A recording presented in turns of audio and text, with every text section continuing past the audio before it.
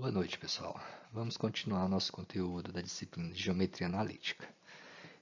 Começamos então pelo produto misto, né? Já vimos produto escalar e produto vetorial. Lembrando que produto escalar recebe esse nome porque é uma espécie de produto entre vetores que tem como resultado um escalar, um número real.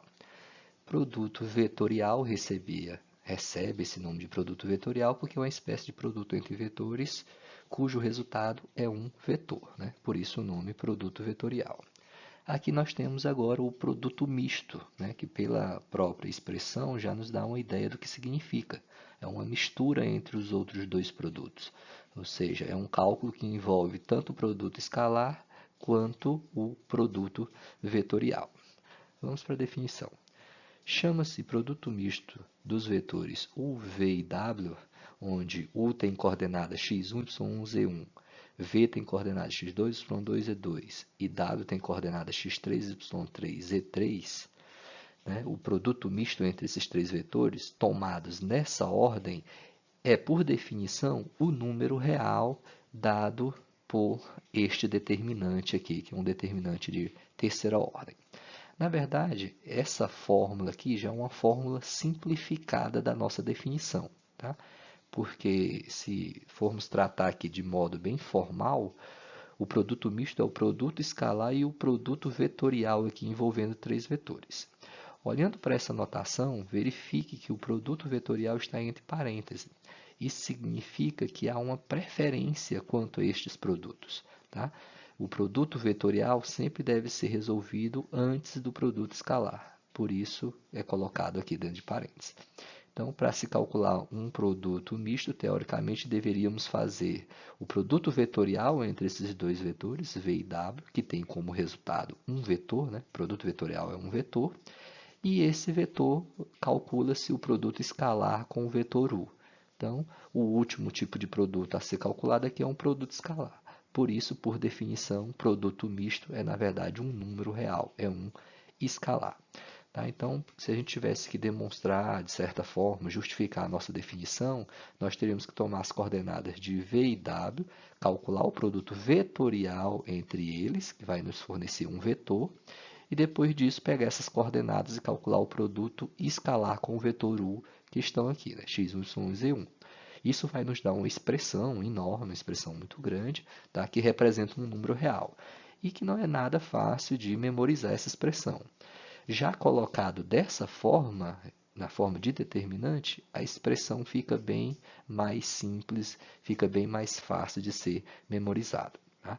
Então, o produto misto entre os vetores u, v e w é um determinante de terceira ordem, onde a primeira linha tem as coordenadas do primeiro vetor, que é o vetor u, a segunda linha as coordenadas do segundo vetor, que é o vetor v, e a terceira linha as coordenadas do terceiro vetor, que é o vetor w. Então, se for trocada a ordem em que esses vetores aparecem aqui, então será trocada a ordem das linhas do nosso determinante, e isso pode afetar no resultado final, conforme a gente vai ver posteriormente com relação a algumas propriedades. Um exemplo para aplicarmos a definição de produto misto. Calcular o produto misto dos vetores u, v e w. Nesse caso, são fornecidas as expressões algébricas dos vetores u, v e w. Então, é sempre interessante obter as expressões analíticas, ou seja, as coordenadas dos vetores u, v e w. São elas u, coordenadas 2, 3 e 5, né, que são os coeficientes dos vetores i, j e k, na expressão algébrica de u. As coordenadas de v, menos 1, 3 e 3, que são justamente os coeficientes dos vetores i, j, k, na expressão algébrica de v. Da mesma forma, obtemos as coordenadas do vetor w, que no caso são 4, menos 3 e 2. Então, o produto misto dos vetores u, v e w, né, significa o produto escalar ao vetor obtido pelo produto vetorial de v com w. Observem que o autor, no arquivo do livro, fornece duas notações para produto misto. Tá? Pode ser essa em que ele mostra realmente os dois produtos, né? Mostra realmente que isso é um produto misto, ou pode ser essa notação também, tá? Que dá uma ideia de terno ordenado de vetores U, V e W, né? Nos fornece uma ideia disso, porque na verdade isso não é um terno ordenado, porque os ternos ordenados são aplicados a números reais. Aqui nós não temos números reais, aqui são vetores. É apenas uma notação para indicar produto misto. Então, de acordo com a definição, a primeira linha tem que ser preenchida com as coordenadas do primeiro vetor, que é 2, 3 e 5, né? As coordenadas do vetor U. A segunda linha, as coordenadas do vetor V, menos 1, 3 e 3. A terceira linha, as coordenadas do vetor W, 4, menos 3 e 2. E aqui utiliza-se os métodos que vocês podem obter aí para calcular determinante, tá? Eu usei a ideia do teorema de Laplace lá aplicado à primeira linha do meu determinante, né? Ou seja, quando eu aplico ele à primeira linha, ao primeiro número aqui, que é o 2, eu conservo esse 2 e multiplico ele pelo resultado de um determinante de segunda ordem, onde eu desconsidero todos os números que estão na linha e na coluna do 2. Então, quando eu desconsidero esses elementos, sobram apenas estes 4 e eu resolvo o determinante de segunda ordem composto por esses 4 elementos, que vão dar justamente o número 15. Continuando, aplicando o teorema de Laplace, eu vou para o segundo elemento da minha primeira linha, que é o 3. Lembrando que esse elemento sempre é trocado o sinal, então por isso eu coloquei aqui menos 3, vezes, né, o determinante de segunda ordem, desconsiderando a linha e a coluna em que está esse número 3. Né? Quando eu desconsiderar a linha e a coluna, sobram os números menos 1, 3, 4 e 2. E o determinante desses 4 elementos vai ser menos 14. O último número da minha primeira linha, onde eu estou aplicando o teorema de Laplace, é o número 5. Conservo esse 5 e multiplico ele pelo determinante formado pelos elementos ao desconsiderar os números que estão na linha e na coluna do 5. Então, serão esses 4 elementos aqui. Né? O determinante compreendido por esses 4 elementos é justamente o número menos 9. E com alguns cálculos chegamos no resultado 27, ou seja, o produto misto entre os vetores U, V e W é o número real 27.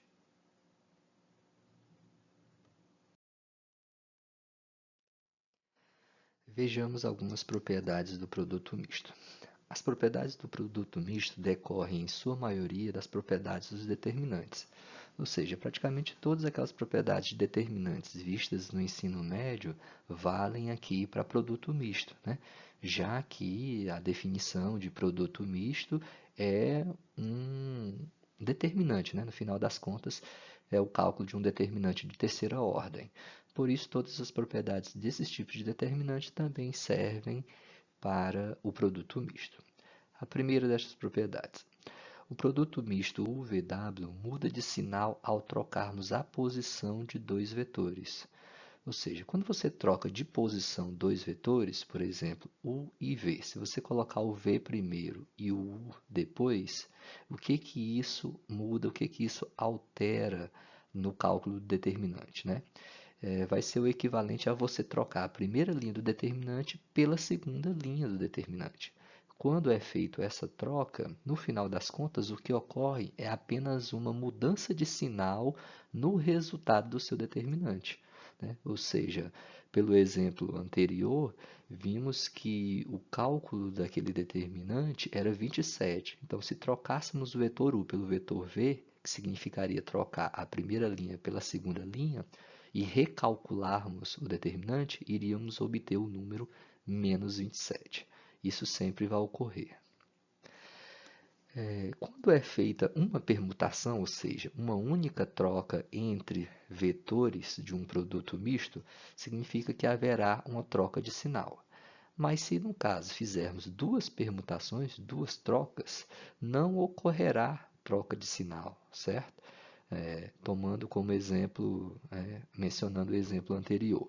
Se é feita uma permutação, uma troca, o determinante que era 27 passa a ser menos 27. Se fizermos uma nova troca, esse determinante vai voltar a ser o 27 originalmente. Então, acaba não havendo essa troca de sinal. Segunda propriedade. É mais fácil analisar essa segunda propriedade olhando aqui da direita para a esquerda. Ou seja, aqui está nos informando que pegar o produto misto UVW e somar com o produto misto XVW é equivalente a calcular o produto misto entre esses três vetores aqui, ó. Observe que o vetor V se mantém, o vetor W também se mantém. No entanto, o primeiro vetor passa a ser o vetor soma U mais X. São os únicos vetores diferentes aqui, ó, nesse cálculo do produto misto. Então, ao invés de calcularmos esse produto misto, depois esse outro produto misto e somarmos os dois, isso é equivalente a calcular esse único produto misto aqui, sendo que no início você tem que somar o vetor U com o vetor X. Essa propriedade pode ser vista de três maneiras, né? Porque nesse caso aqui, a diferença entre esses produtos mistos é apenas o primeiro vetor, aqui é U e X. Nessa segunda linha, a diferença é entre os segundos vetores, onde o segundo deste é V e o segundo deste é X. Então, é equivalente a calcular um produto misto, no qual o segundo vetor é a soma de V com X. Já na terceira linha, nós temos também a propriedade equivalente a essas outras duas, só que nesse caso aqui a diferença está entre os terceiros vetores, que é o W e o X. Calcular a soma desses dois produtos mistos é equivalente a somar primeiro esses dois vetores, né, o W e o X, e calcular esse único produto misto. Tá?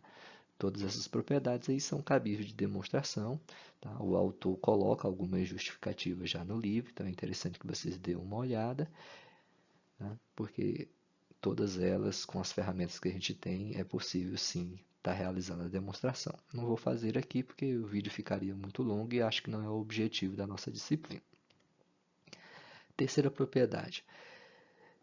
Ao multiplicar um número real por um produto misto, né? No final das contas é como se tivesse, a gente vai estar calculando o produto entre dois números reais, né? Porque o produto misto é um número real vezes um alfa, então a multiplicação de dois números reais e o resultado disso é um número real. Só que multiplicar um número real por um produto misto equivale a você pegar esse número real e multiplicar por um dos vetores envolvidos no produto misto e calcular o produto misto dos três vetores obtidos. Tá? É importante observar que esse número real só pode multiplicar um dos três vetores, não pode multiplicar dois ou os três vetores ao mesmo tempo, só pode multiplicar um deles. Em termos de determinante, equivale a você pegar uma linha do determinante e multiplicar ele por esse número real alfa. Quando você multiplica uma linha do determinante por um número real alfa, o resultado do seu determinante vai ficar multiplicado por esse número real alfa. Quarta propriedade de produto misto, né, que nós temos aqui. O produto misto entre os vetores U, V e W é igual a zero, ou seja, o produto misto entre três vetores é nulo se e somente se os três vetores forem coplanares. Ou seja, se os três vetores U, V e W pertencem ou estão representados em um mesmo plano, então o produto misto entre esses três vetores é o número real zero. Uma breve justificativa dessa propriedade, a gente poderia estar verificando neste nosso desenho aqui. Por exemplo, supondo que os três vetores são coplanares, observe que, ao calcular o produto vetorial entre V e W, obtemos como resultado esse vetorzinho aqui, né, que sai do plano. É um vetor que é simultaneamente ortogonal tanto a V quanto a W, né? É o nosso vetor V vetorial W. Isto foi visto lá em produto vetorial. Tá? Mas esse vetor V vetorial W, ele é ortogonal tanto a V quanto a W. Então, ele é ortogonal a todo o plano determinado por V e W. E como o vetor U está representado nesse plano determinado por V e W, então esse vetor V vetorial W também é ortogonal ao vetor U, né? Na verdade, o V vetorial W é ortogonal a tudo que está representado nesse plano. Então, se U faz parte desse plano, se U está representado nesse plano, então o V vetorial W é ortogonal a U. Com isso, se calcularmos o produto escalar entre esse vetor V vetorial W e o vetor U, o resultado desse produto escalar será o número real zero. Por isso, o produto misto entre os vetores U, V e W é zero, né? Observe que aqui eu estou olhando o produto misto como de fato ele é. É o produto vetorial entre os vetores V e W, e depois disso o produto escalar com o vetor U. Então, é o produto misto, a mistura dos dois produtos. Quando eu faço isso, esse produto aqui necessariamente tem que ser zero, já que os três vetores são coplanares. Vejamos um exemplo para aplicar essa nossa última propriedade. Verificar se os pontos A, B, C e D estão no mesmo plano, ou seja, verificar se estes 4 pontos são coplanares. Vejamos aqui uma representação generalizada dessa situação, né? Supondo que esses 4 pontos são coplanares, ou seja, supondo que esses 4 pontos estão no mesmo plano, significa dizer que os vetores AB, AC e AD também são coplanares, certo? Se estes 4 pontos estão no mesmo plano, então os 3 vetores formados por AB, AC e AD também serão coplanares. E isso só ocorre se o produto misto entre esses 3 vetores for igual a zero. Observe que aqui eu pensei nos vetores AB, AC e AD. Na verdade, vocês poderiam formar 3 vetores a partir de qualquer um desses 4 pontos, né? Por exemplo, vocês poderiam formar os vetores DA, DC e DB, né? Ou seja, escolha um ponto de partida, a partir desse ponto você forma os 3 vetores e verifica se eles são coplanares através da propriedade que a gente acabou de ver. Ou seja, se o produto misto entre esses 3 vetores é igual a zero. Se isso ocorrer, então os 3 vetores são coplanares. E se os 3 vetores são coplanares, então os 4 pontos serão coplanares. Ok. A partir daí obtemos os vetores AB, AC e AD. AB é só tomar a diferença entre B por A, né? Ou seja, extremidade menos a origem. Assim obteremos as coordenadas menos 2, menos 2 e menos 6. O vetor AC é só subtrair C por A, cujas coordenadas é menos 1, 0 e menos 2. E o vetor AD, que é só tomar a extremidade menos a origem, né? O ponto da direita, que é o D, menos o ponto da esquerda, que é o A. Subtraindo as coordenadas desses dois pontos, obtemos as coordenadas menos 3, menos 1 e menos 7. Ou seja, obtemos os 3 vetores em teste aí para verificar se eles são coplanares. Então, o produto misto entre esses 3 vetores, ou seja, AB, produto escalar, com AC, produto vetorial AD, onde nós temos as duas notações utilizadas pelo autor. Sempre eu estou colocando as duas para que vocês verifiquem que podem ocorrer as duas nos exercícios, tá? É calculado fazendo uso de um determinante de terceira ordem, onde a primeira linha tem as coordenadas do primeiro vetor, que é o AB, a segunda linha as coordenadas do segundo vetor, que é o AC, a terceira linha tem as coordenadas do terceiro vetor, que é o AD. O resultado do determinante aqui, como vocês podem ver, foi o número real zero, significando então que os vetores AB, AC e AD são coplanares. Se esses 3 vetores são coplanares, então os pontos AB, C e D também são coplanares.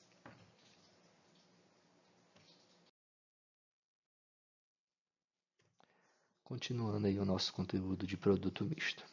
Interpretação geométrica do módulo do produto misto.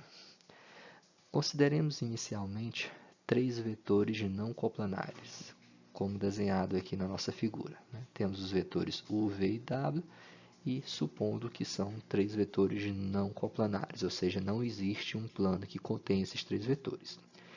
Vimos a partir de aulas anteriores que, dados três vetores não coplanares, eles sempre determinam um paralelepípedo, né? Lembrando que nesse caso aqui, os vetores V e W vão determinar a face de baixo do nosso paralelepípedo, assim como a face de cima. O vetor U e W vão determinar a face da esquerda, assim como a face da direita. E os vetores U e V vão determinar a face da frente, assim como a face de trás do nosso paralelepípedo, ou seja, completando todo o paralelepípedo. Veremos aqui que o módulo do produto misto desses três vetores é justamente o volume desse paralelepípedo, né? Dados três vetores não coplanares, eles sempre determinam um paralelepípedo. E vamos mostrar aqui que o módulo do produto misto desses três vetores fornece justamente o volume deste paralelepípedo. Com isso, vejamos algumas observações em relação a essa nossa figura.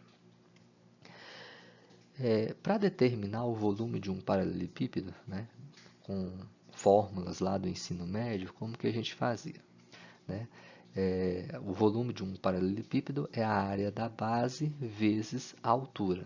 Então, se esse paralelepípedo tem como base o paralelogramo definido pelos vetores V e W, para encontrarmos a área desse paralelogramo, basta calcular o módulo do produto vetorial de V com W. Né?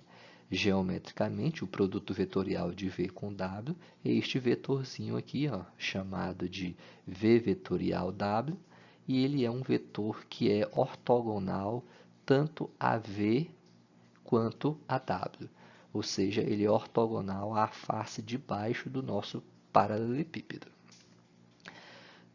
Consideremos um ângulo θ aqui entre os vetores U e o vetor V vetorial W.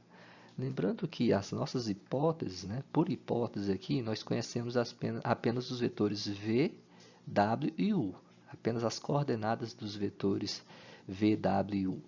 Tá, mas ao calcular o produto vetorial de V com W, a gente acha esse vetor V vetorial W.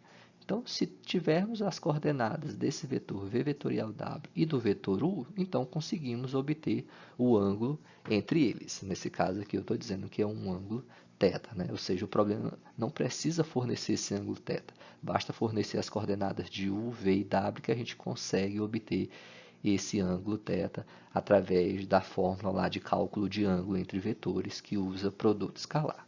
Okay? A altura do nosso paralelepípedo, né, a altura de um paralelepípedo é justamente a distância da face de cima até a face de baixo. Observe que esse nosso paralelepípedo ele tem uma inclinação, né? Ele não é um paralelepípedo reto retângulo, que nem normalmente é, por exemplo, as nossas salas de aula. Né? Aqui ele tem uma inclinação. Ou seja, esse vetor U aqui não necessariamente faz um ângulo de 90 graus com a base, não, com o chão, não. Tá? Então, podem ser ângulos diferentes de 90 graus. Então, por isso, a altura aqui pode ser determinada, pode ser vista geometricamente dessa forma. Né? A extremidade do vetor U e você desce de forma perpendicular, né? Ou seja, formando um ângulo de 90 graus com o plano da base, com o chão, que nesse caso é o paralelogramo determinado pelos vetores V e W. Então, o que a gente precisa aqui é determinar quem é essa altura em função dos dados que nós temos aqui. No caso, tem esse ângulo θ, tem o vetor U, né? Ou seja, a gente pode completar o nosso triângulo aqui, ó, nosso triângulo, que é a metade desse retângulo, e verificamos que há uma relação aqui, né? Na verdade, há pelo menos 3 relações trigonométricas aí, seno, cosseno e tangente. Tá, mas eu quero obter uma relação trigonométrica que envolva o ângulo θ, o vetor U e essa altura h, que é a que a gente quer obter. Ou seja, eu quero achar h em função desse ângulo θ e em função do nosso vetor U, que seria a hipotenusa do nosso triângulo aí. Né? Como aqui é um retângulo, esse lado esquerdo também equivale à nossa altura h. Então, olhando para o nosso triângulo retângulo aqui, observe que o cosseno de θ, cosseno desse ângulo aqui, é justamente o cateto adjacente, que é a altura, vezes a hipotenusa. Lembrando que a hipotenusa aqui é o comprimento do vetor u, ou seja, o módulo do vetor u. Então, temos essa relação. Logo, a altura, né, se você multiplicar cruzada essa equação, obtemos que a altura é justamente o produto entre o módulo de u e o cosseno de θ. Uma observação, aqui h representa uma altura, né? E no caso, uma altura, uma distância, ela nunca pode ser negativa, né? Ela é sempre um valor não negativo. Por isso, devemos considerar esse cosseno em módulo, porque o cosseno, dependendo desse ângulo aqui, ele pode dar um valor negativo. E esse valor negativo vezes o módulo de u, que é um valor positivo, poderia dar negativo, né? E isso não faria sentido para uma altura. Por isso, consideramos o cosseno de θ em módulo. Continuando. Assim, o volume do paralelepípedo determinado pelos vetores u, v e w é dado pela relação área da base vezes a altura, né? Relação que a gente já conhece desde o ensino médio. É só determinar a área da base e multiplicar pela altura do paralelepípedo. A área da base pode ser obtida pelo módulo do produto vetorial de V com W, já que V e W são os vetores que determinam a base do nosso paralelograma de acordo com o slide anterior. Podem ver que V e W são os vetores que determinam a face de baixo do paralelepípedo. Logo, se eu quero obter a área dessa base, a área desse paralelogramo, então é só calcular o módulo do produto vetorial de V com W. Isso é conteúdo que a gente já viu em aulas anteriores, dentro do conteúdo de produto vetorial, vezes a altura que aqui a gente está substituindo pela letra H.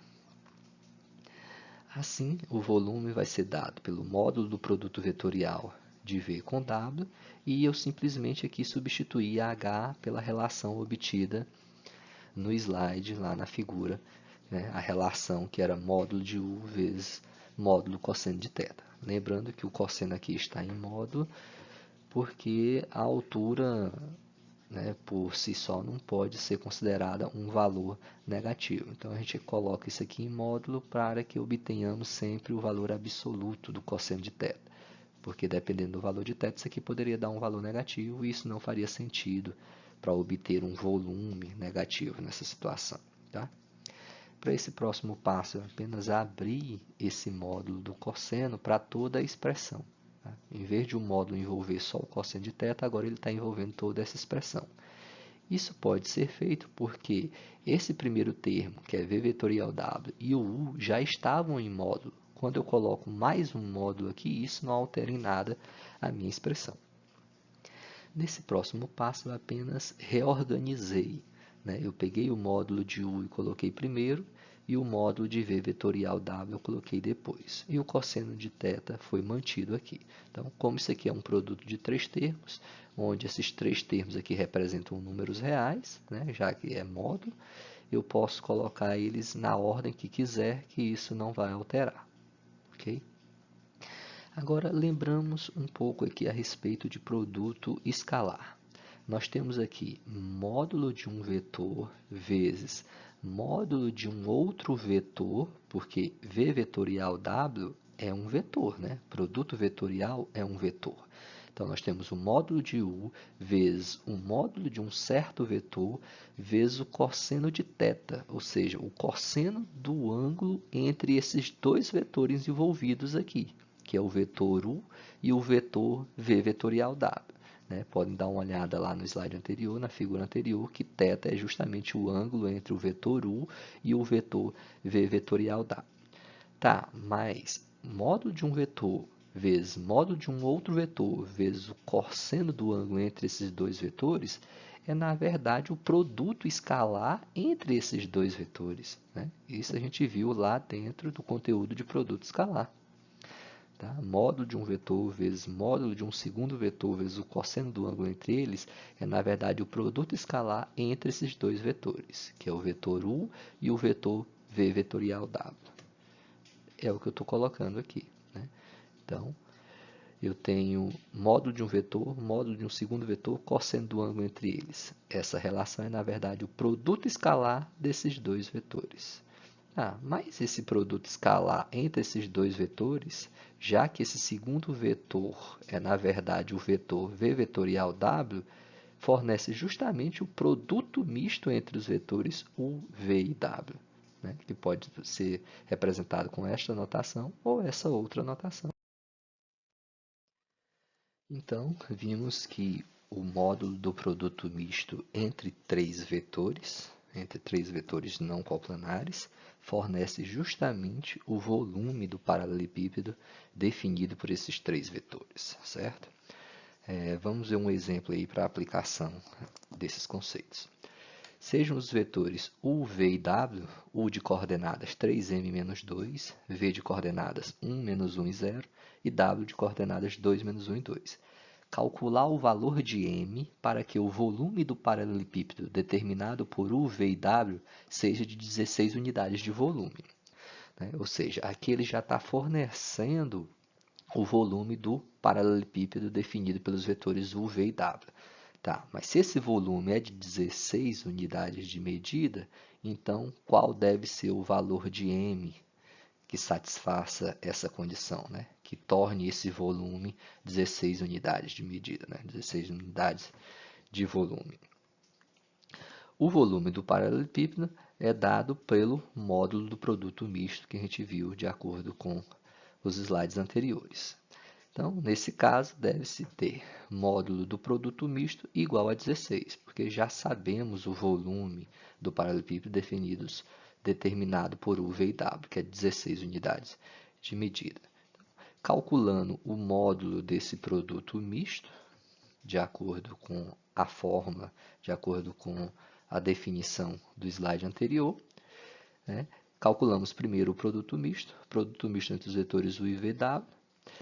Primeira linha eu coloco as coordenadas do vetor u, segunda linha as coordenadas do vetor v, terceira linha as coordenadas do vetor w. E calculando aqui, usando os métodos de determinação, né, de obtenção do determinante, chegamos na expressão menos 2m menos 8. Esse é o produto misto entre os vetores u, v e w. Logo, vemos que o módulo de menos 2m menos 8 é igual a 16, né? Ou seja, eu estou usando a definição aqui de produto misto. O módulo do produto misto é igual ao volume do paralelepípedo.